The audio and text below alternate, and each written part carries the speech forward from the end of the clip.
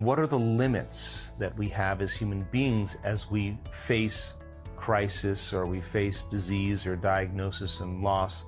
Do we typically use something outside of us, something to change how we feel inside of us? And that's for the most part the old model of reality, but people are beginning to learn how to self-regulate.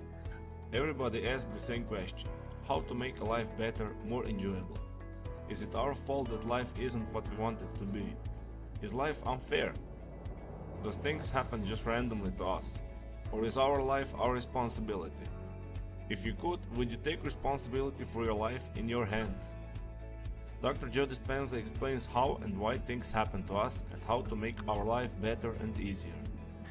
And when people begin to gain knowledge and information, knowledge is the precursor to experience.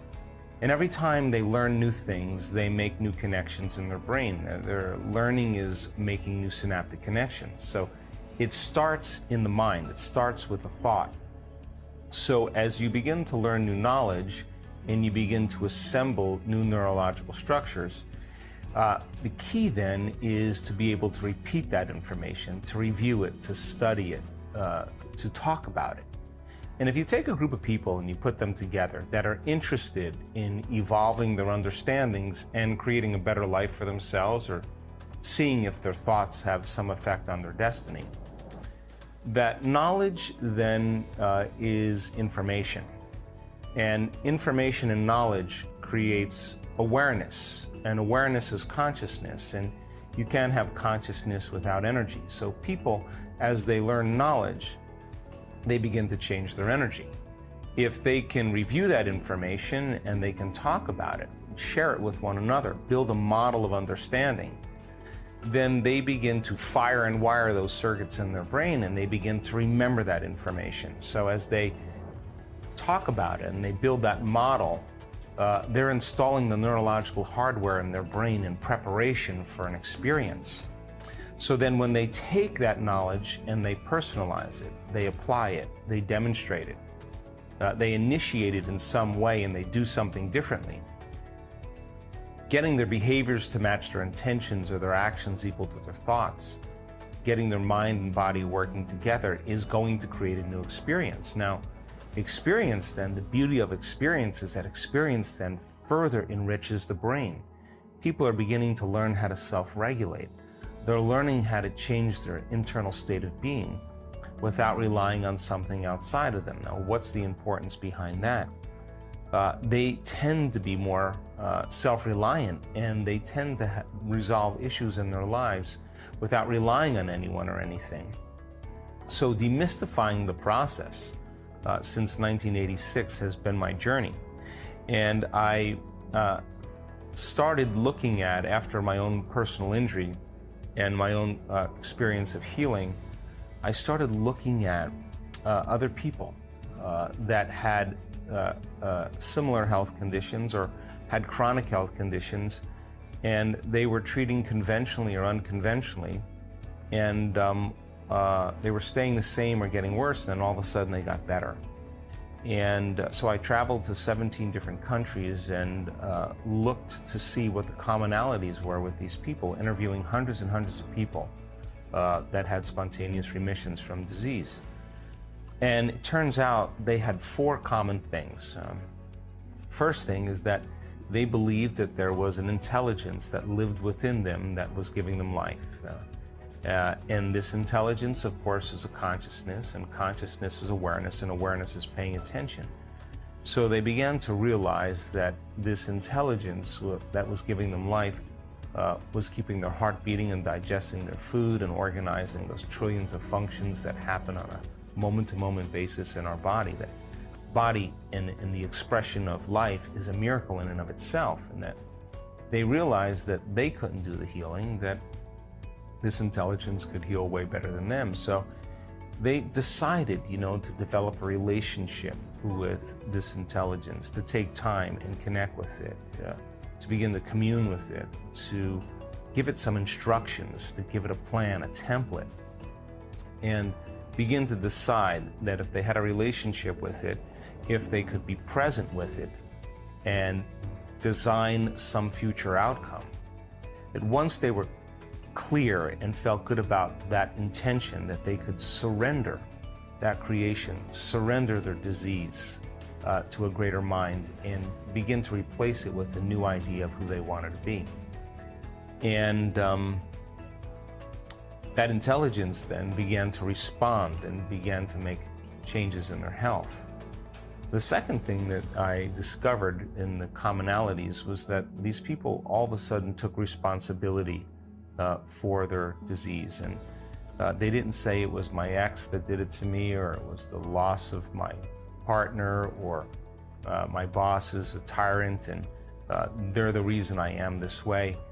They got beyond that state of victimization, and they realized that it was the mismanagement of their own thoughts and emotions that created their disease. Now, this is an important moment, because most people have crisis or trauma in their life, and the stronger the emotion that they feel from some condition in their life, more altered they are inside of them, the more they pay attention to the cause. And that's when the brain freezes an image, and that's called a memory.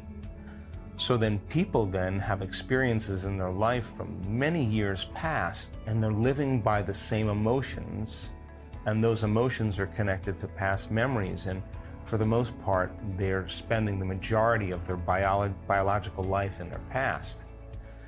So then those emotions tend to influence our thoughts. Those thoughts make certain chemicals for us to feel the same emotions. Those same emotions influence our same thoughts, and the brain makes the same chemicals. And people get caught in these loops of thinking and feeling and feeling and thinking.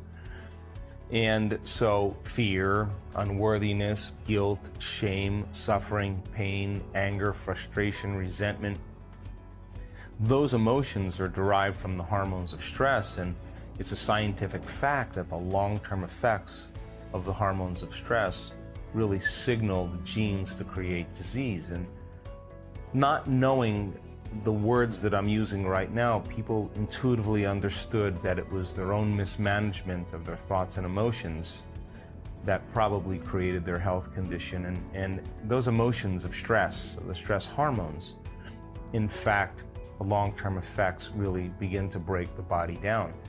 And so they're also very addictive, those emotions, because they give the brain and body a rush of energy. So I started studying stress in very significant detail, because I wanted to understand that what was the main reason for health conditions and disease in our culture. And in fact, it's because of lifestyle. It's not because of genes. And so when people get caught in these loops of thinking and feeling and feeling and thinking, their body is their unconscious mind. If they feel the same emotion that's connected to some past experience, their body is believing it's in the same past experience every single day. And I started looking at the concept of epigenetics. And epigenetics says that genes don't create disease. It's the environment that signals the gene that creates disease. Well, the end product of an experience in your environment is called an emotion. So if you're living by the same emotion every single day, and those emotions are derived from the hormones of stress, in a sense, you're signaling the same gene every single day, and the body's not getting any new information from the environment.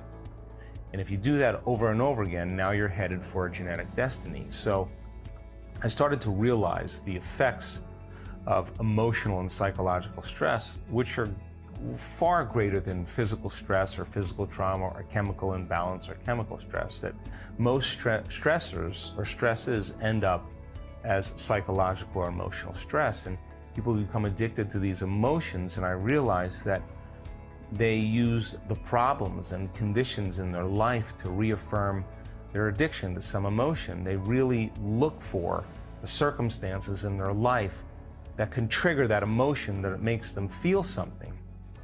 And just like an addict that's addicted to a drug or a chemical, having the ability to go through the withdrawals of suffering, to go through the withdrawals of anger and hostility and judgment, requires a tremendous amount of consciousness and awareness and a tremendous amount of will. And so these people that began to heal started to give up those emotional states and forgive their past, forgive themselves, forgive the people in their past, and start to take responsibility for themselves. And it was really interesting because as I was doing the interviews, I also realized that people began to become aware that they were addicted to the life that they didn't even like. And if they were truly going to change themselves, they had to break those addictions and change the view of the way they perceive their life. In other words, we don't see things how they are, we see things how we are. And so there was a strong change that took place by overcoming these emotional states and stopping the cycle of thinking and feeling. And when you do break that redundancy of that cycle, the challenge is that you feel unfamiliar. Things start to feel uncomfortable because you're no longer in the known state. But the redundancy of thinking and feeling and feeling and thinking over time conditions your body to subconsciously become the mind of that emotion, which means then to change is to be greater than your body, the body that's been conditioned to be the mind. Most of the people are caught in the past thoughts and past feelings. So when things happen, we react as we did in the past.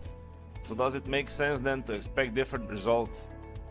Knowledge makes the difference, and applying this knowledge will make your life better. Consciousness is a key factor here. We have to be conscious of what we do, what we focus on, and how we react.